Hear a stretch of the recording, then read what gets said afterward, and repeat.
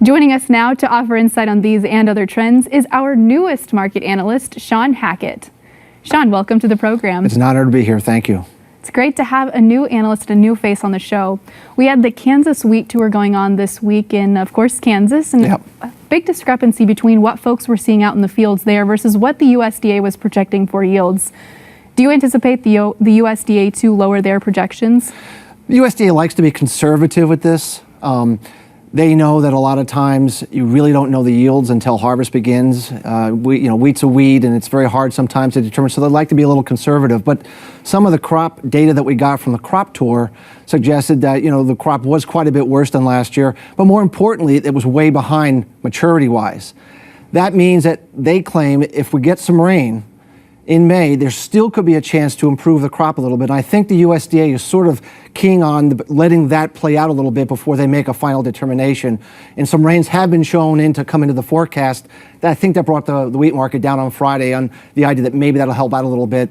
That's kind of where I think we stand with that. But yeah, I do think they'll ultimately lower the crop size.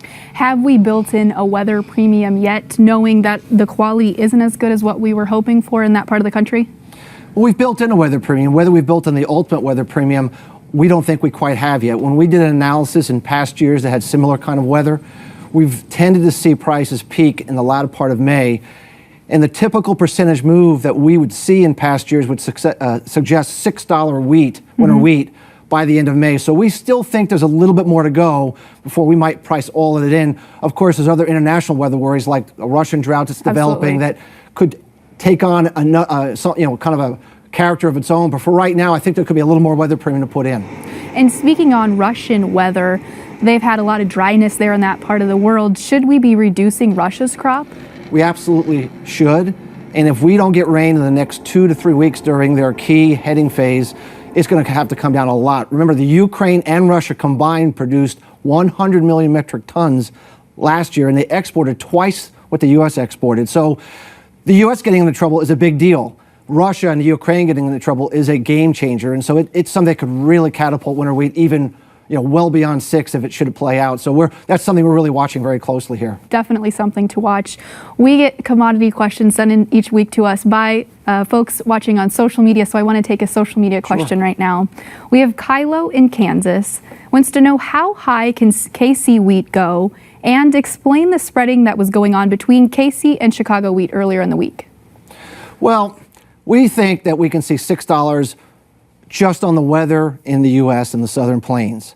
If Russia gets into the mix and we really see their crop getting knocked down meaningfully, we think we could see $7 or $8 wheat without any issue.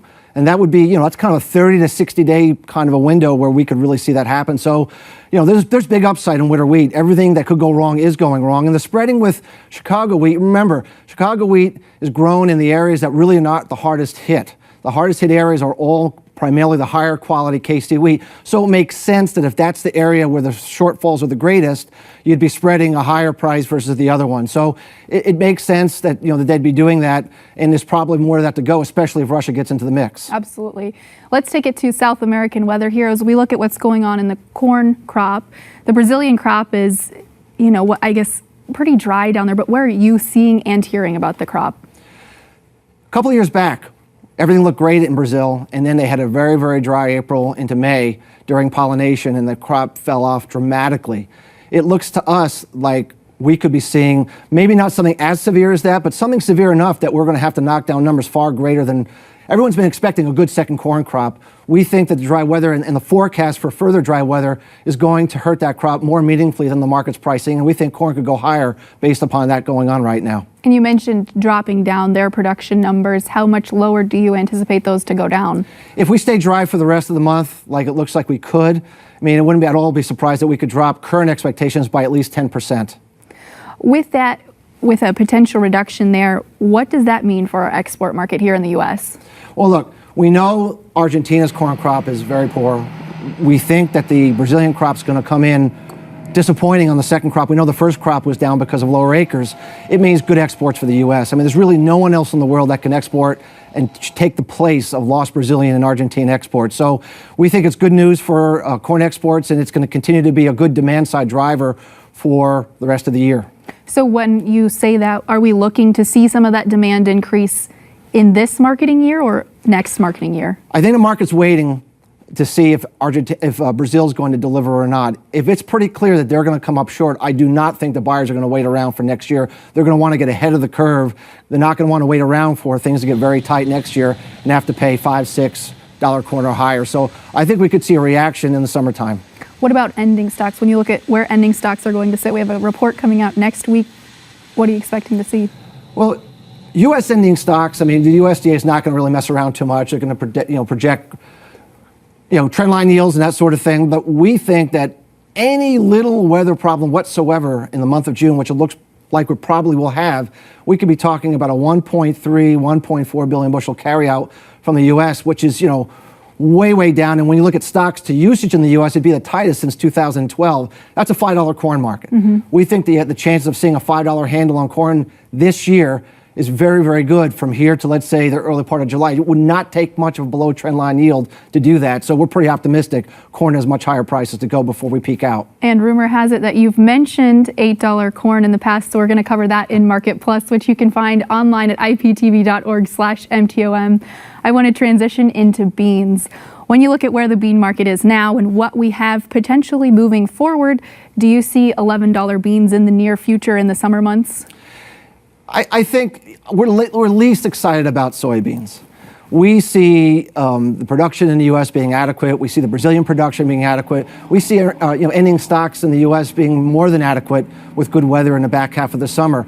But if we're going to see a big rally in winter wheat like we think we're going to see, and we're going to see a big rally in corn like we think we're going to see, soybeans are not going to go down, and they probably will see an 11 handle, but they'll be dragged up by their heels by corn and wheat. So overall, we're bearish soybeans, and we think it could have a big spill later in the year, but we're just not excited about it. We think it's going to be a follower market right now. What are your thoughts with the announcement this week from the Bunge CEO that said China is no longer buying U.S. soybeans? Is that what you're thinking moving forward? Is that really the case? Even if that is the case, we don't think it is much of an impact. The reason that we say that, so if they go, we're going to buy all our beans from Brazil now, and all the beans they would have bought from the U.S., they buy from Brazil, and they trade a premium in Brazil versus the U.S., then the Brazilians are going to go buy soybeans from us at a discount and replace those beans. So the beans are going to get bought from the U.S., whether it's directly to China or to Brazil instead. So we really think it's a lot of talk, a lot of volatility that puts into prices, but we don't think that's going to have a major impact to price. Okay. Let's move on here to the meat markets.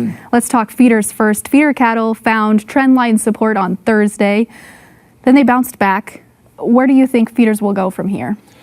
We were real bearish livestock, cattle in the beginning of the year, thinking we we're going to have a spring low. Our smart money indicator, which we use to try to help dictate this kind of thing. And when you say smart money, are you saying the funds? Well, the smart money that we define in our algorithm is commercial net positions, 8 largest short speculator positions, and then we take it as a percentage of open interest so we can normalize it. When we look at that, we've gotten a buy signal in cattle 2 weeks ago, right near the lows. That's the first buy signal we've had in quite a long time, and it suggests to us that we're in a basing pattern, a bottoming pattern, and that we would get a kind of a credible seasonal rally into the midsummer. Nothing phenomenal, like not a big move, but a sellable, tradable rally that a producer can sell into and get a better price. A couple dollars, is that what you're looking for? We think live cattle can go to 110, 112. We think the feeders can go maybe to 150, 152. Once again, nothing dramatic, but on the margin, it'll help out a little bit to have that kind of a rally over the next couple of months. Right, it definitely will. When we look at live cattle, we've seen some pretty strong cash prices. What have those been indicating to you? We follow cash differentials that we call it very, very closely in ag, and they're always very, very telling. Whenever cash is stronger than the futures, a high percentage of the time it means the futures are going to catch up to the cash. So we view this, once again, as another basis for why we think cattle is bottoming. Our smart money indicator is giving a buy signal, why we're going to get a rally into the summer months, that the cash is telling the futures market, we think you got carried away. We think the speculators may overshot a lot of this bearishness coming from tariffs and everything else. So we view that as a catch-up market, that futures will catch up to the cash and trade higher. Okay. What about when you look at kill expectations? This week's kill is expected to sit somewhere around 645,000 head. Do you anticipate us keeping that pace as we move on into the summer? We think supplies are going to be very strong. I mean, we just don't see a headwind coming for supplies at all in the foreseeable future. What's going to drive the market higher is just based upon large supplies that we've been having all year, demand improving on the margin, and a buyer wanting to pay up to get product in. So yes, we think that supply can be maintained, but we don't think that'll hold the market back from going a little higher. Okay, really quick, I want to make sure we touch on hogs here. Has the market already cashed in or priced in the big supply that we're seeing in the hog markets? We believe it has. Our smart money indicator, almost around the same time that it triggered for cattle, triggered a buy signal for hogs. So we once again also feel very similar, even though big supplies are out there, but relative to the weaker demand we had in the second quarter, the next quarter coming up, when we have higher demand, we think we're going to get a rally. Once again, not looking for anything spectacular, but we think we could see hogs trade up to maybe 80 cents, something of that nature from where we are around 73, 74. We think that that's a realistic outlook. Once again, not great, but an improvement for the farmer. When we look at cash sales, they have been decently catching up to where we're seeing in futures closing that gap. Why is cash finally closing in to the premium that we see in the futures months? There's always going to be, when we come off the board from one month and we move to the next month, there can be a big disparity between quarters. So this is really, and in the livestock, it's not like we have a contract every single month like we do in milk, for example. They go far out, and there's a very different fundamental base a few months out versus the current. So because of that, we can see that kind of a coming together at that time. Awesome. Shawn Hackett, thank you so much for being here. Thank you so much. That wraps up the broadcast portion of Market to Market, but we will keep the conversation going on Market Plus, where we'll answer more of your questions. You can find it on our website at iptv.org/MTOM. Spring is a beautiful time and a great opportunity for a photo. Tag us in your Instagram post at IPTV Market, and we'll repost it for others to see. Join us again next week when we learn how opposing forces have found common ground in fighting for the Mississippi River. So until then, thanks for watching. I'm Delaney Howell. Have a great week.